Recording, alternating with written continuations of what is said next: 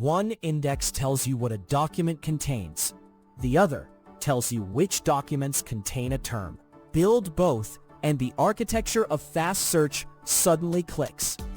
You'll learn how the pieces fit into a workflow that builds both index directions and traces lookup responsibilities. I'm Professor Pine, teaching search and IR with simple Python. Search engines and simple retrievers run into a coordination problem early. You need two views of the same content. One view is document first, great for inspecting, scoring, or updating a single doc. The other is term first, built for answering queries quickly. Engineers reach for both when scanning every document is too slow or when updates must happen without rebuilding the whole index. At tiny scale, the choice feels academic, but at larger scale, moving from a full scan to an inverted lookup can cut candidate sets by orders of magnitude and drop latency from seconds to milliseconds. The core idea is straightforward. A forward index answers what does document D contain by keeping a token list next to each document ID. An inverted index answers which documents contain the token T by storing postings lists per token. Use them together. The inverted index narrows candidates fast, and the forward view gives the counts and context you need to rank and explain results. We will build a tiny, clear example that shows both directions working together. You will see how looking up a query term finds candidates, how a document view supplies term frequency, and how to update without a full rebuild so retrieval stays consistent. The code is intentionally small so the responsibilities are visible. Quick note: this code is designed to teach the core idea clearly. Library versions and local setups can vary, so check the official docs if your setup behaves differently. To start, let us create the simplest forward index that maps each document ID to its token list, so we can inspect a single document quickly. This snippet creates a tiny document to terms view and inspects one document. A forward index starts from a document identifier, so terms keeps each doc's token list right beside its ID. That direction is useful when you already know the document and need to inspect, score, update, or explain its contents. The toy docs are deliberately short, so the mapping is visible instead of hidden behind a library call. The output shows the terms inside D1, which anchors the document-oriented side of the search engine. Now that we can inspect a document, we still do not have a fast way to answer queries by term, so we build the inverted direction that maps terms to document IDs. This example builds the opposite lookup direction with collections.defaultdict. Search usually begins with query terms, so inv maps each term to the documents that contain it. The sorted set words step stores one posting per document for this minimal index, avoiding repeated IDs when a term appears more than once. That is not a full production posting list, but it captures the core term to document idea clearly. The output shows every document containing cat, which is the lookup direction an inverted index is optimized to answer. With both directions present, we can move from lookup to ranking.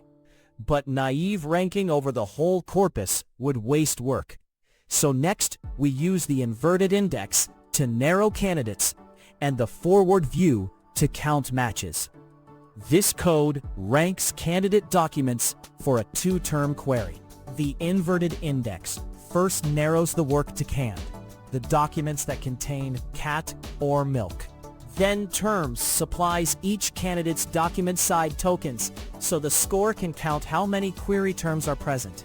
This separation is the key intuition. Inverted lookup finds what might match, while the forward view helps inspect and score each candidate. The scoring here counts matched query terms, so that D3 ranks first because it matches both query terms, making the two lookup directions work together. After we can retrieve and rank, the practical next concern is updates. Rebuilding from scratch is costly. So we show how to add a new document incrementally, while keeping both views in sync. This snippet inserts a new document without rebuilding everything from scratch. Updating docs and terms keeps the document-oriented view current, while appending to InViv keeps term lookup current. If only one side changed, later retrieval or inspection would silently disagree, which is a common source of confusing search bugs. The code updates just the postings for the new document's unique terms. A small version of an incremental indexing workflow. The output shows milk now points to D3 and D4, proving the inverted side saw the update. Finally, we turn the toy into a basic TF IDF scorer that uses both counts and document frequencies to weight matches more meaningfully. This example turns the two lookup directions into a small TF IDF baseline. The inverted index provides canned and document frequency through len-inv-q, while the forward index provides term frequency through terms.doc.count. Math.log gives rarer terms more weight, so matching milk can matter more than matching a very common term. This is still a compact teaching scorer rather than a full IR system, but it mirrors the responsibilities used by larger retrievers. The output shows the best document and its score, giving the tutorial a complete search loop. In production, these pieces scale into sharded postings, compressed lists, and persistent forward stores, so you can retrieve millions of candidates and still explain why a result scored well. It's simply two complementary views on the same corpus, document first and term first, working together so retrieval is fast and explainable. Use this pattern when queries look up terms and you want to avoid scanning every document, or when you need incremental indexing and clear explanations for results. One caveat: keep both sides consistent during updates, because mismatches silently break retrieval correctness. As a practical next step, replace the simple TF IDF weights with BM25 and tune K1 and B on a real corpus such as 20 newsgroups or your FAQ set. If short, practical IR helps, subscribe and watch the IR videos.